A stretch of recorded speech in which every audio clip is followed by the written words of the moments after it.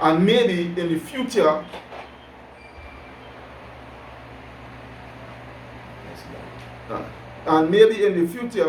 we could be able to we could have secession from these House of Fulanis, right?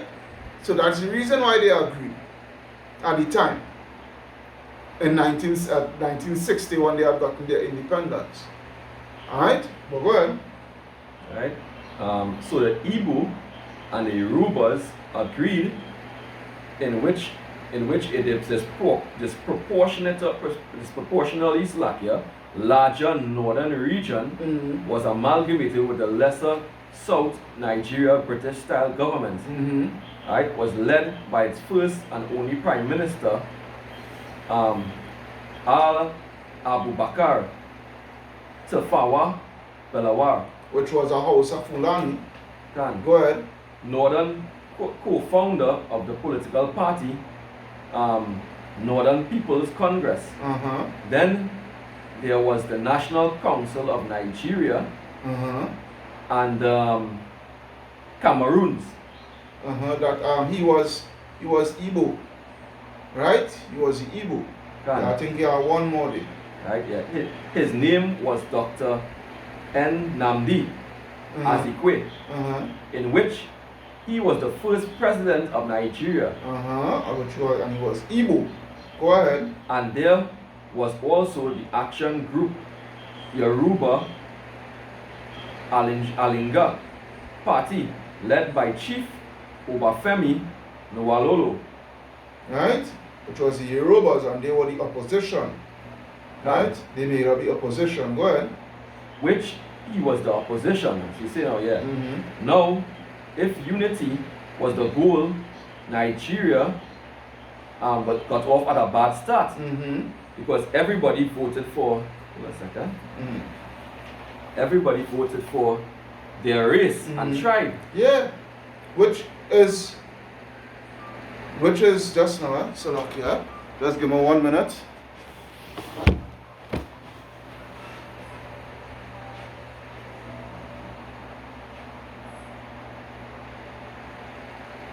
Hey, we do not video right now. Shalom, we do not video right now. Yeah.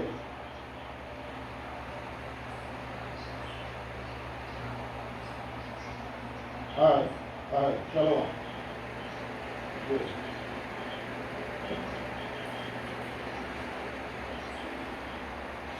Alright, sorry about that.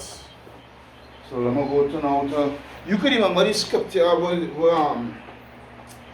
and I think it's in Deuteronomy, where it talks about voting for your put up a king for your own.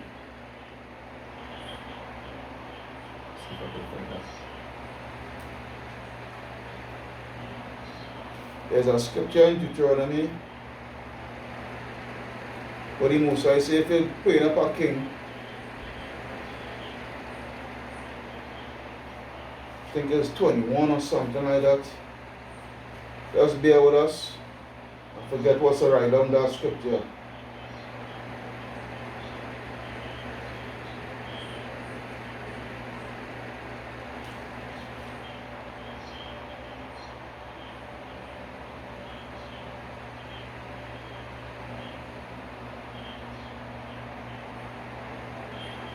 I forget what's right on scripture. Just bear with me. See if you can type it up on.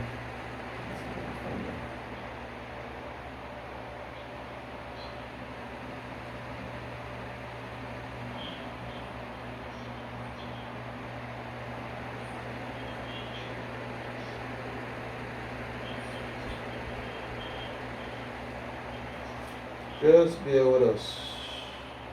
Let me see how quick I can. Jeremy 17 and 15. 17 and 15. I came from the own people. Yeah. Alright, this is Deuteronomy chapter 17. I will start from 14. Alright? Read over that little piece again. Alright. So let's read over. Yeah. Alright. Now if the goal if unity was the goal, for Nigeria, it was off to a bad start because everyone voted for their race and tribe. Right? Everyone voted for their race and tribe. And the thing is, none of them was going off. Right? Especially our people, the Igbos and the Yorubas. They wasn't going off. Right? Because they were just following the law. When you go to Deuteronomy 18 and there was 17, and 14, when thou art come unto the land which the Lord thy power giveth thee, and shall possess it, and shall dwell therein, and shall say, I will set a king over me, like as all the nations that are about me, thou shalt in any wise set him king over thee, whom the Lord thy power shall choose. One from among thy brethren shall thou set king over thee. Right? Thou mayest not set a stranger over thee, which is not thy brother. Right? So, we, the Igbos, we was just doing as the Most High commanded us to do. Right? Our people was making sure and vote for their own people. Right? So that he could seek our best interests. Right? Which wasn't going off. No, but we see that even there the curses are reaching up. Because at the end of the day, the Yoruba didn't know that the Igbo was their people, and the Igbo wasn't sure that the Yoruba were their people. So you see, we would have been, as they call it, we would have been splitting the vote. Yeah. Right? Because again, to the curses when they go to 28, Deuteronomy 28. Deuteronomy 28. Let's be out now. Deuteronomy 28. Let's see.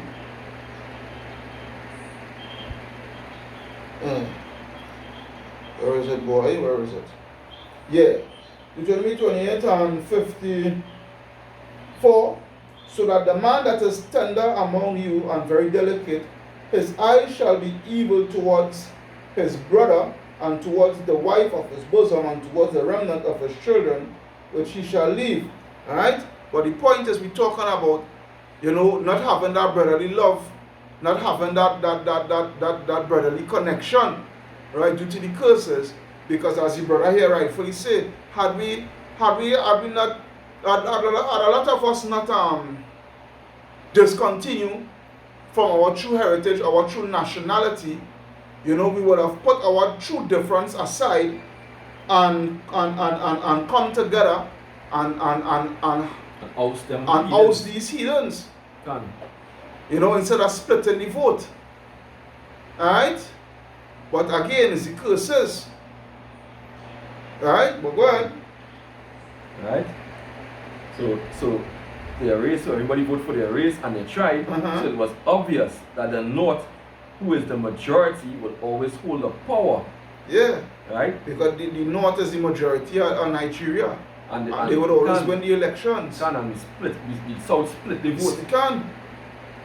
Go ahead. Right? So it was only a matter of time that cracks in the system, due to the cracks in the system that were rigged and manipulated, would begin to be shown. Right? You're right. It was only a matter of time. Go ahead. But with all the victimization against the Igbos, mainly, they were always successful. Right? In which bred jealousy on the part of the House of Fulani. Yeah, because again, that's right, I heard cattle, you stinking, dirty, nasty House of Fulanis. You all that's herding cattle. Right? That's all you all known for. You all don't know to read, you all don't know to write, nothing of the sort, right? Because Boko Haram, which is part of you all, what is the name of yes, we know Western education is forbidden, because I didn't mean that Boko Haram, Western education is forbidden, but you must have some sort of education and learning how to read and how to write. Right? And now us the Israelites, because we has that drive, in excelling in life, you all always jealous us for that. When you all not even doing what you all supposed to do and to reach that standard. Alright? But go ahead. And the House of Fulani of the North openly expressed their sentiments of jealousy, by Sir Amadou Bello. Amadou who? Bello. Yeah. Amadou Bello, and I don't know, maybe he could be related, he could be coming down from that lineage of sultans. Because he was an emir. Oh no, a premier. He was a premier. So he maybe came down from that lineage. From Mohammed Bello. Because he used to always be outright with his jealousy towards us. They didn't like our progress. Go ahead. Who was premier of the northern Sokoto region. Of the northern what? Sokoto region. I say region, Mohammed Bello. That's they have to be related. They have to. Now why that first part we read was important. To link it back. Yeah. Right? Go ahead. So with the fact of not being treated equal, that is the Igbo, of course, along with a string of injustices being done to the Igbo people, which eventually led to the push of the succession by the Igbo people of Biafra as early as 1966. Because there was a deep resentment of the Igbo people towards the northern elites, these Fulanis, having been fed up, Major Chuwuma Kaduna Nzengu of the Nigerian army instigated a military coup. That's right, he was an Igbo, and what he did, he started to kill out all the heads within the Fulanis that was within the governmental structure in Nigerian government. Yeah. He started put them to death because he couldn't take no more. But the thing is, the coup was short-lived because a general at the time who was also Igbo, he ended up crushing the I forgot his name. He ended up crushing the coup. Right? He ended up crushing the coup. And by him crushing the coup, he was given a position of head of the military at the time. Right? He ended up getting that position. Right? But continue reading what's something. Right? So he instigated a military coup against the federal government, in which was foiled by a fellow Igbo. Which I forgot his name, which was a general, right? Go ahead. Soon there was reprisal taking place by the Fulani, which resulted into peace talks. Right now, the reprisals, that same Igbo who ended up foiling the coup, those Fulanis ended up putting he to death. Yeah, they end up putting him to death. Right? But go ahead. Talks with both faction Colonel. Right, so with all that they end up having to go to Ghana. I forget the name of the city in Ghana, but they end up going to Ghana for peace talks. Right? Go ahead. Colonel Chukwu made some demands which Yakubu Kuwan agreed upon. Now, some of those demands was that the Igbos, because just like even in Rwanda, the majority of the Rwandan military force was made up of Hutus. It's the same thing was taking place in Nigeria. The majority of the Nigerian army, they were Hausa Fulani. So part of the agreements was that we start to have a greater share, we start to have a more greater share within the governmental structure, the natural resources. We must have a better share within the natural resources. Likewise, the military, we must also have a strong presence of Igbo men in the military. Which all these conditions, the Fulani, what was his name? Let me see something. Let me see his name. No.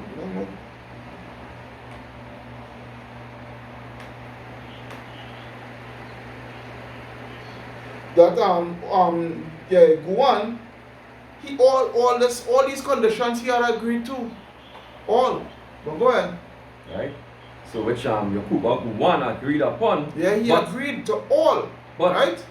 In the end, they were betrayed, which led to a bloodshed and all-out war. Alright. Now, you know why they betrayed them? Let me get into the real more even nitty-gritty now. What you have to understand is this. They betrayed them because the British pushed them to betray us. Because he had agreed to everything. He had agreed. Guan had agreed. Yakubu Guan, he had agreed. But when he went to the British told him, you are a fool. What you had done, you had signed the death warrant of your people. Because again, the north of Nigeria, they has nothing. The north of Nigeria is just bare desert. What the hell you could get from a desert? Gone. The south had everything. The north would have been totally cut off. So what he did, he went and backtracked on all the agreements that he had made. And by that, it started the war. Another reason why the British pushed for that war, because the British that pushed that war. And this was one of the main reasons. And I think you should go and research that. Due to the reason of your background, your field of work. What they wouldn't tell you is that the Biafran franc, one Biafran franc, was equivalent to 11 British pounds. The Biafran franc, because the Biafrans, they started to make their own money, they started to print their own money and what have you. And their money, it had value. I mean, the pound sterling was the strongest currency at the time.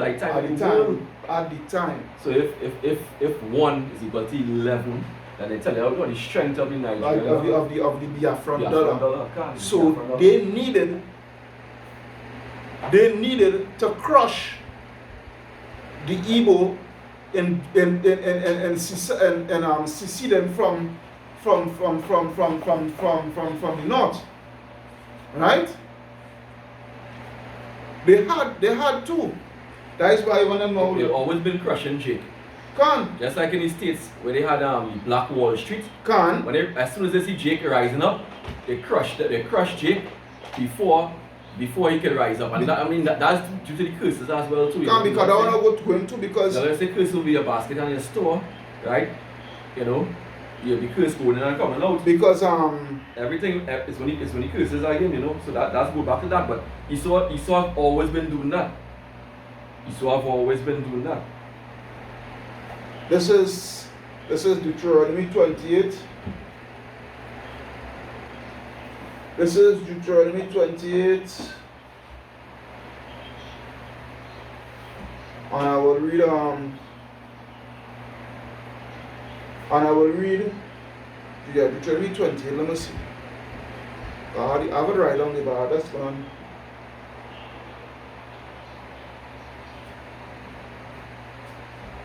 Deuteronomy 28, and I will read 52. Right? Verse 52. And he shall besiege thee in all thy gates until thy high and fenced walls come down wherein thou treadest throughout all thy land, and he shall besiege thee in all thy gates throughout all thy land which the Lord thy God had given thee. Right? And this is what takes place with us, because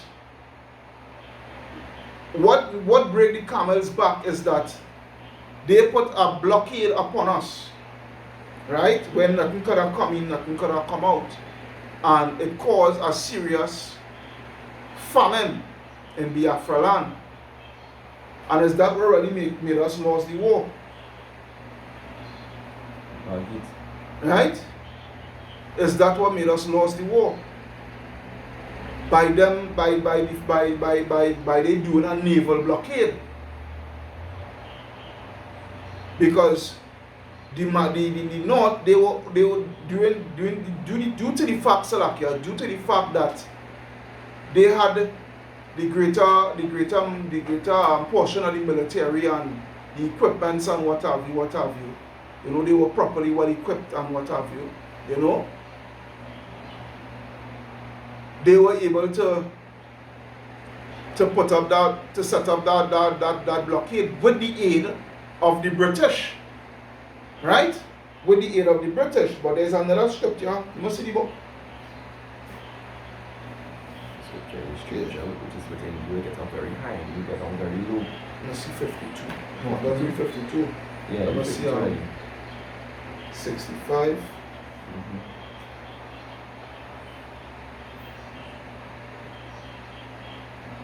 No, not 65 as yet. Let's see 20. I think it was 20.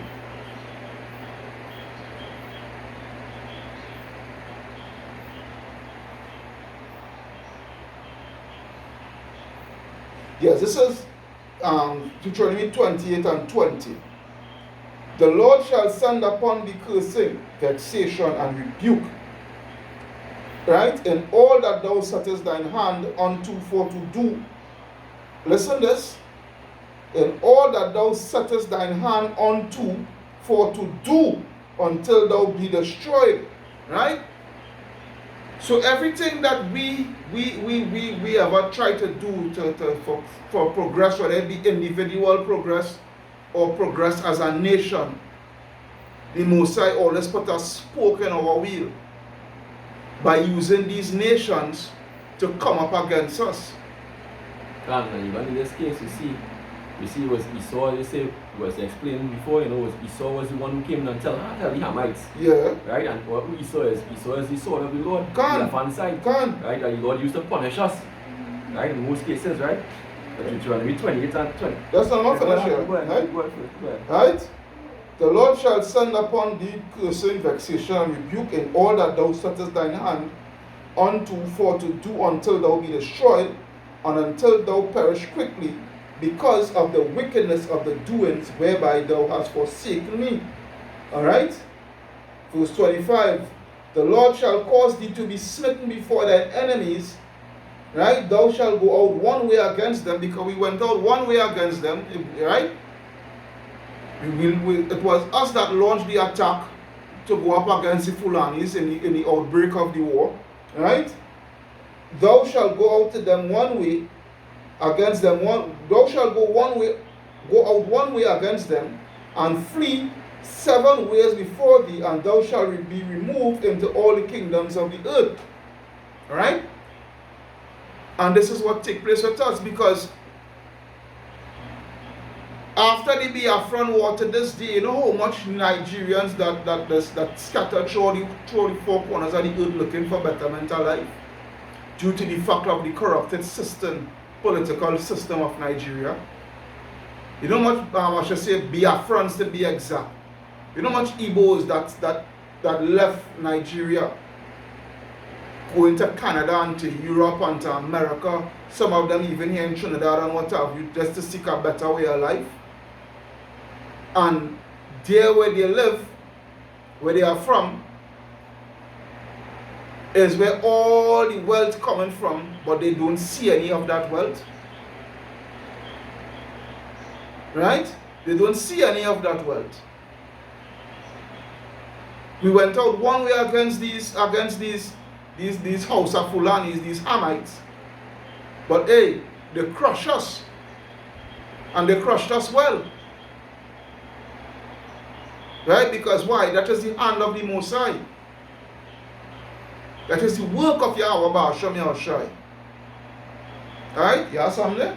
Yeah, with regard to the point she is making there about thou shalt about basically not reaping and basically what to take curses now. Yeah. Deuteronomy 28 and 39, thou shalt plant vineyards and dress them, Yeah. but shalt neither drink of the wine nor gather up the grapes. Can. For the worm shall eat them. Thou shalt have olive trees throughout all thy coasts, but thou shalt not anoint thyself with the oil. Can. For thine olive shall cast his fruit. Can, because the south was rich with the palm oil. But was we reaping any benefits from the palm oil? Was we gaining any income from the palm oil industry? No.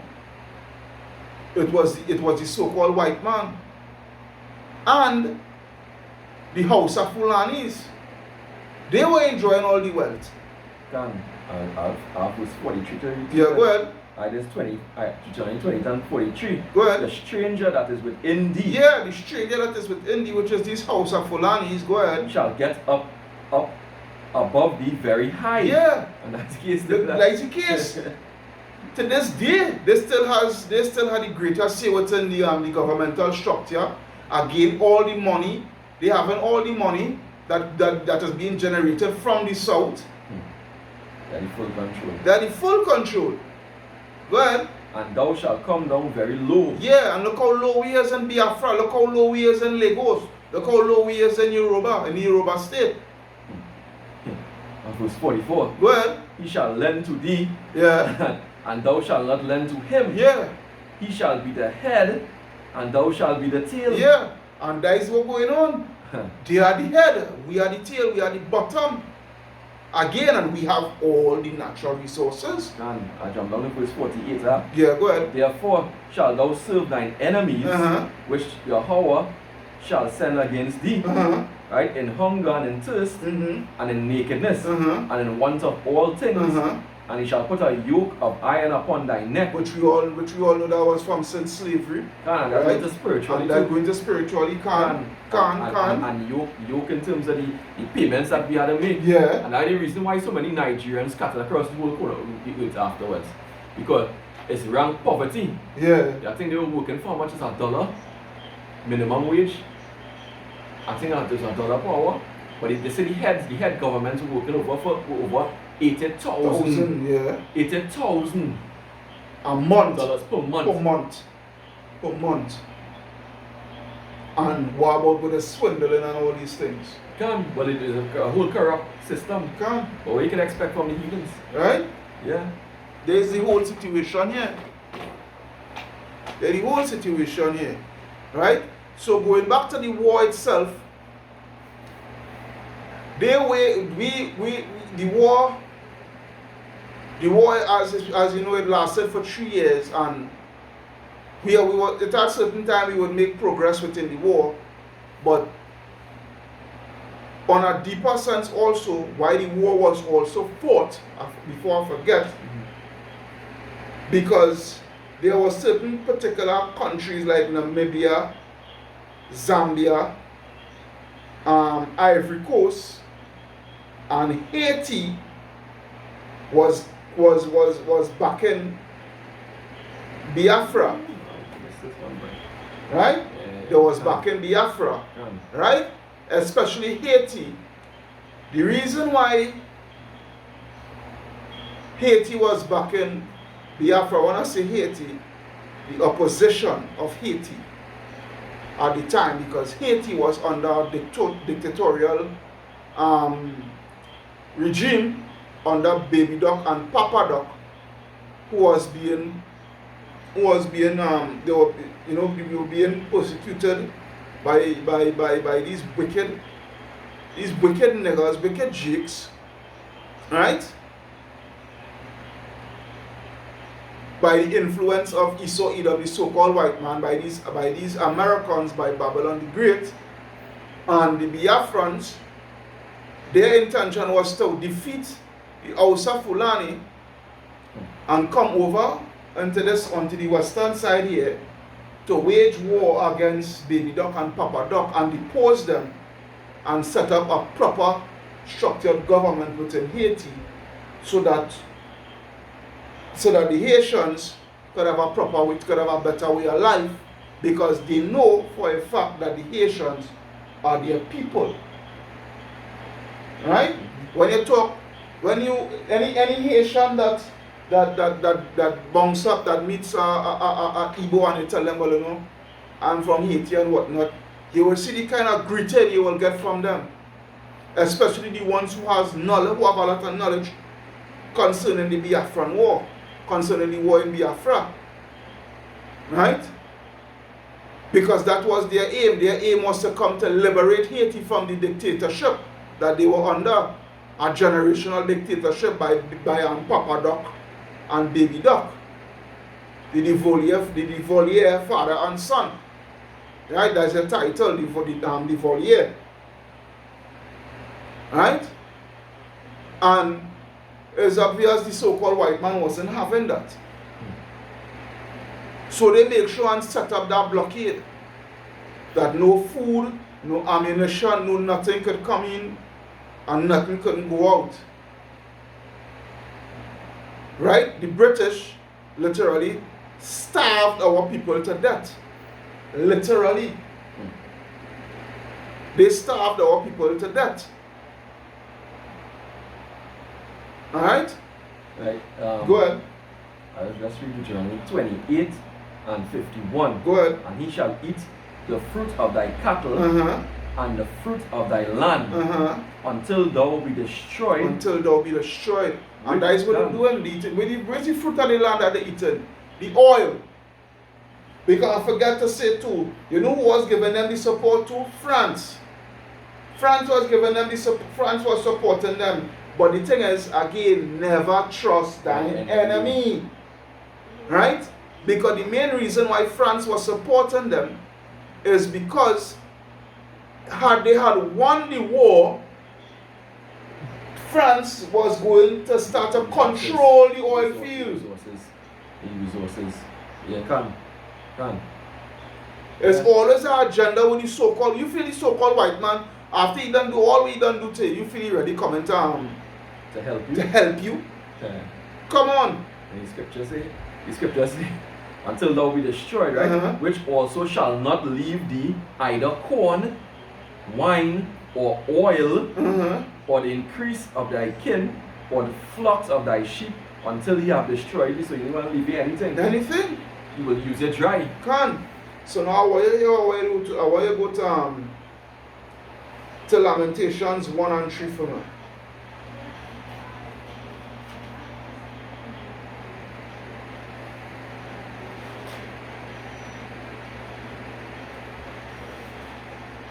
And this is the book of Lamentations, chapter 1 and verse 3. Yeah, go ahead. Judah is gone into captivity. Yeah, Judah is gone into captivity. Right? Slavery. Go ahead. Because of affliction and because of great servitude, she dwelleth among the heathen. She findeth no rest. Findeth no rest, because when the scripture says, amongst these nations, thou shalt have no ease. Again, the curses. Right? Because here it is, we amongst all, we all over the world. And hey, we gotta work like dog just to make ends meet. My same brethren who was given me the run, who was educated concerning the Biafran war, he used to have to make sure I make up 10,000 US to send back home every year just to pay the house rent.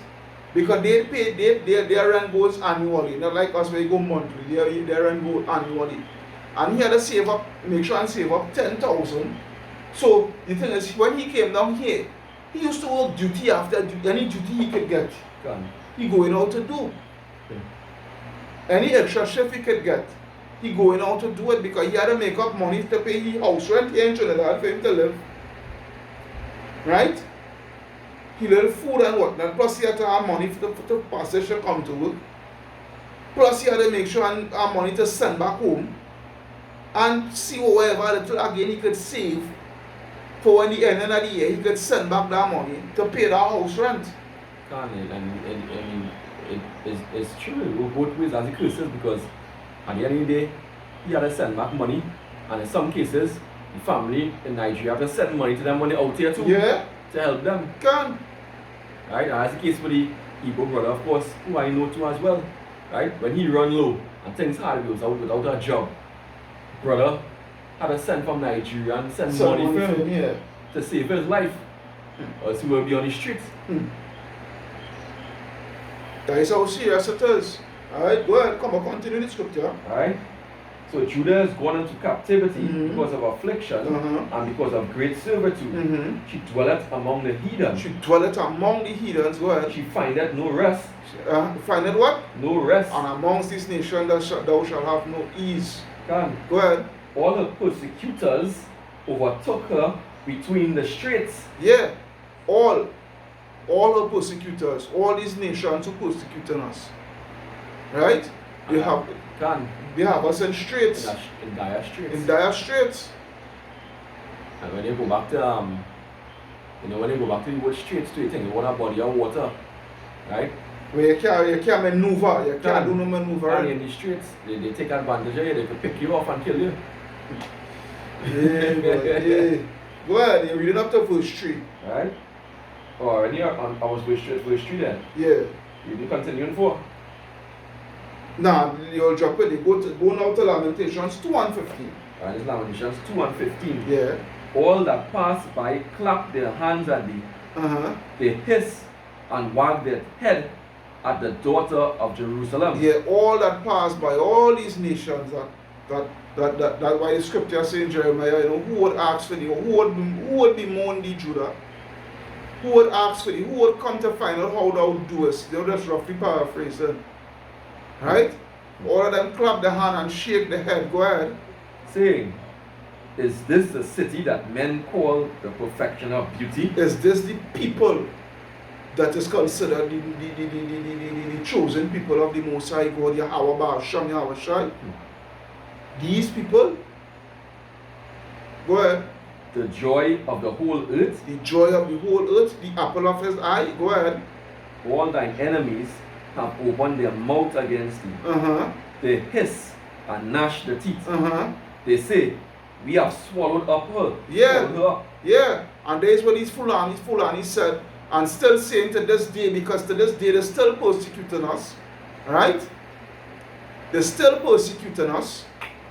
Right? And the thing about it is, I'm going to show you how they're rubbing it in your face. This hey, Tawara Yahweh Hashem Yahshai for bringing this to me. And watch how this linking up with that scripture. You can remember the movie Tears Had the Sun with Bruce Willis? What that movie was based on? If you could remember. Let me just show you Hollywood know what the hell they're doing.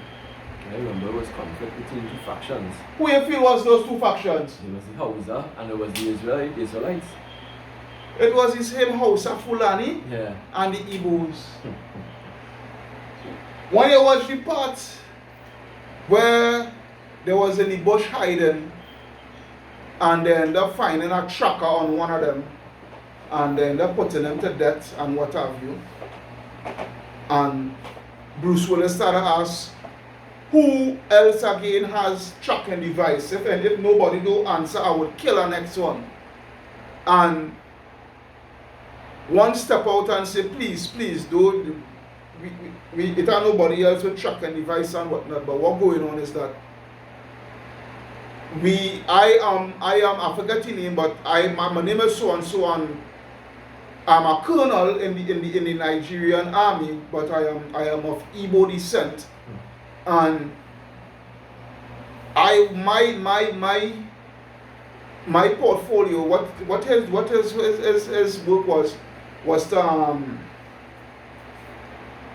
was to safeguard the prince, the Igbo prince, right? Because his father and his family, his entire family was killed, right? And he is the last line within the whole monarchy. Right? And they know if they kill him, it has no more monarchy within Biafra land. Right? That is to show you how Hollywood knows what they're doing. How Hollywood knows who we are. Right? Because again, when you go back, straight back to Muhammad Bello, who is him?